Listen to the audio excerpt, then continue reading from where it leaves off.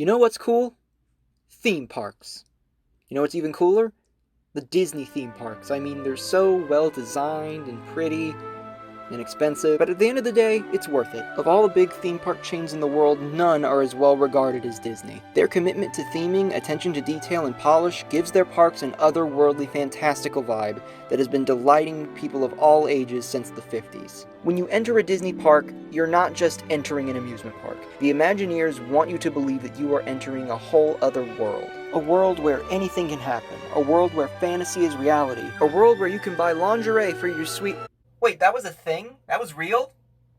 Oh my god! But I don't need to tell you any of this, really, because everybody already knows about Disneyland and Disney World. They're pretty much icons of American pop culture at this point. It's the place where football players go after they win the Super Bowl. It's the place where Steve Urkel got into a machine and got really hot for some reason. It's the place where they have princesses and ghosts and Star Wars and the Muppets and Marvel and pretty much everything now. Everyone and their dog dreams of going to the happiest places on Earth. And that's not just including us here in the US of A. With Disney being such an iconic brand and the parks in the US being so successful, it would only make sense to expand to international markets. And with that, Disney parks have been constructed in Tokyo, Hong Kong, Shanghai, and Paris. But when building these parks, Imagineers can't just make duplicates of all the famous attractions from the Disney parks in America and call it a day.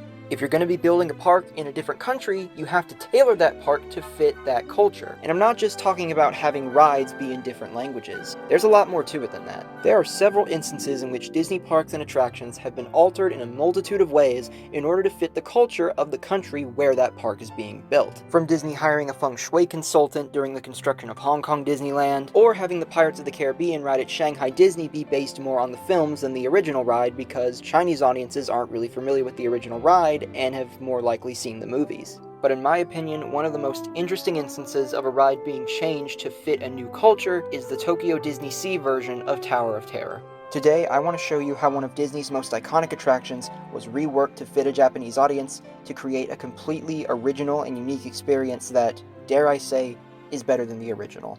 With that being said, let's drop right on in. you get it? Cause it drops. Oh, here's my favorite, yeah. The real thriller.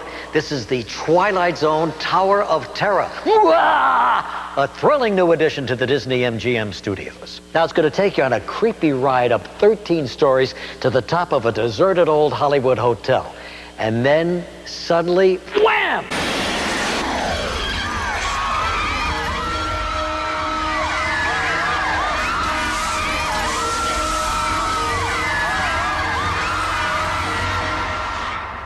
Twilight Zone Tower of Terror is an attraction that needs no introduction. This, as you may recognize, is a maintenance service elevator, still in operation, waiting for you. We invite you if you dare to step aboard, because in tonight's episode, you are the star. And this elevator travels directly to the Twilight Zone. Originally opening at the Disney MGM Studios in 1994, the ride was a massive hit. And even to this day, it's still one of Disney's most iconic rides. A ride so beloved that the idea of replacing a version of it sparked outrage. A ride so popular that variations of it would be added to Disneyland Paris and the original Disneyland in California. So when the time came to expand Tokyo DisneySea, regarded as one of Disney's greatest parks, installing a Tower of Terror was a no-brainer. There were just a few small problems. For one, Tokyo DisneySea has no area themed to filmmaking or Hollywood, so the ride can't be set in a Hollywood hotel. Alright, that's a bit of a problem, but it seems like a relatively easy fix. But there was something much bigger standing in the way. Japanese audiences really don't know about the Twilight Zone. From the get-go, it was apparent to the Imagineers that they couldn't just copy and paste like they had done for previous incarnations of the Tower of Terror. If they wanted to appeal to a Japanese audience and have the ride fit in with the theming of Tokyo DisneySea, they would have to go back to the drawing board. But they were up to the challenge.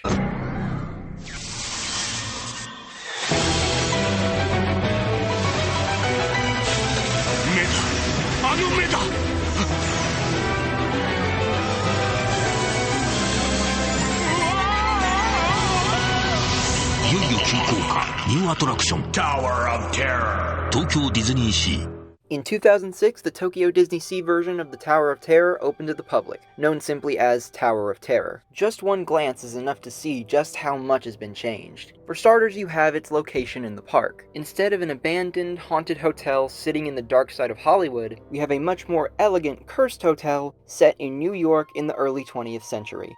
This change in setting was made so that the ride would more seamlessly fit in with the American waterfront section of Tokyo DisneySea, an interpretation of East Coast American waterfront cities at the turn of the 20th century.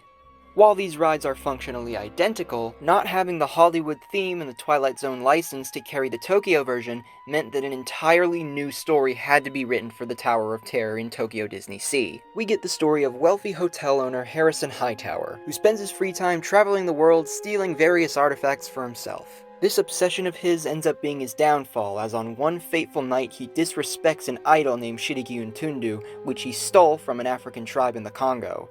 He ends up being cursed and disappears from the mortal realm, never to be seen again. One thing that needed to change in the story was the day in which the hotel becomes cursed. For the story of all other versions of the Tower of Terror, the hotel is struck by lightning on Halloween night 1939. To Western audiences, having this event in the story take place on Halloween night makes sense. Halloween is seen as a spooky holiday, so it makes sense and it fits that such a horrible event would happen on Halloween night. However, Halloween really isn't seen the same way in Japan. Halloween to a Japanese audience isn't as much about ghosts and goblins as it is about dressing up in costumes. Because of this, the significance of having the hotel become haunted on Halloween would be lost on most Japanese audiences. Because of this, in the Tokyo version, the hotel becomes haunted on New Year's Eve of 1889 instead.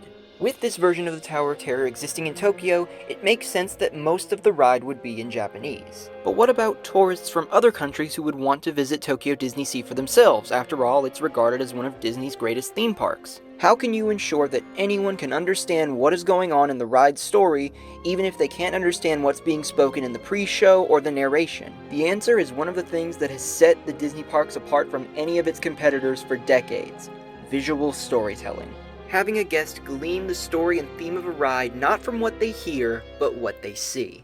In the story of the Tokyo DisneySea Tower of Terror, the guests play the role of tourists who are visiting the Hightower Hotel to tour it. The hotel had been abandoned for over a decade after the disappearance of Harrison Hightower on that fateful night and was in danger of being destroyed. This all changed when the New York Preservation Society stepped in and fought to have the hotel recognized as a historical landmark, protecting it from demolition. And with that, the Hotel Hightower was open to the public once again. Not as a hotel, but more as a museum dedicated to the hotel's history and the life and times of the man who founded it, Harrison Hightower III. Now at this point it goes without saying that the story of the Tokyo DisneySea Tower of Terror heavily revolves around the character of Harrison Hightower. With that being said, it is essential that anyone be able to understand the story of Harrison Hightower regardless of the language barrier. Otherwise, people who don't speak Japanese won't be able to understand the story, and the ride experience as a whole will suffer. If you couldn't hear the story of Hightower, then Imagineers wanted to make sure that you would be able to see it. And this was accomplished with fantastic set design in the queue and pre-show.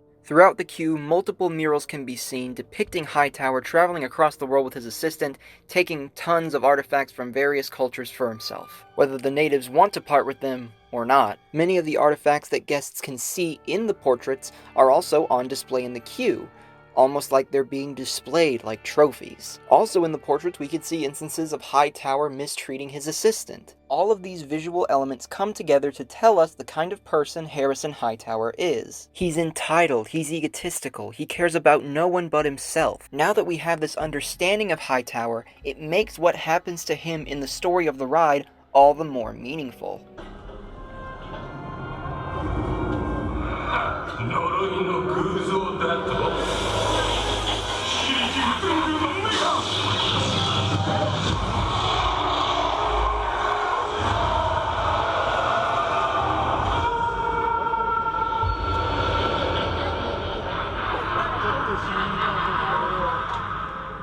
And the beauty of it is you didn't have to be told anything.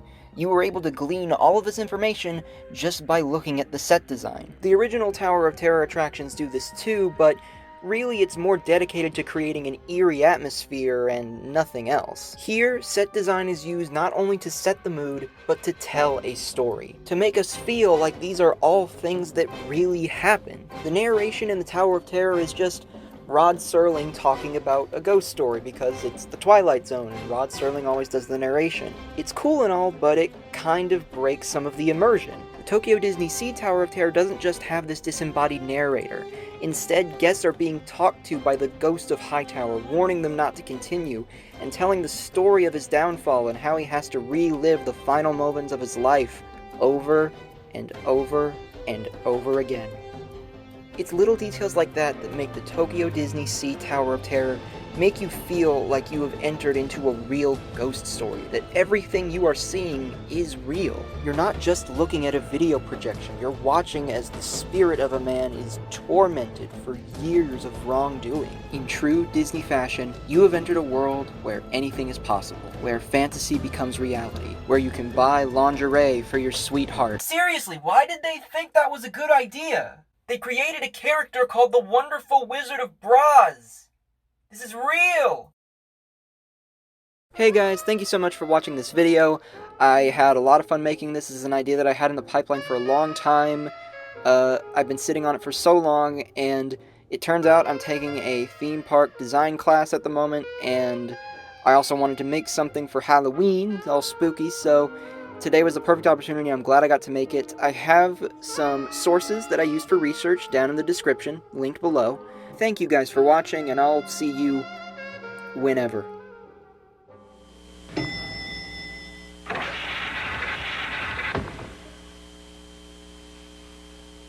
Listen, Joan, next year you do the new projects update. Right now I got a whole lot of suits to alter.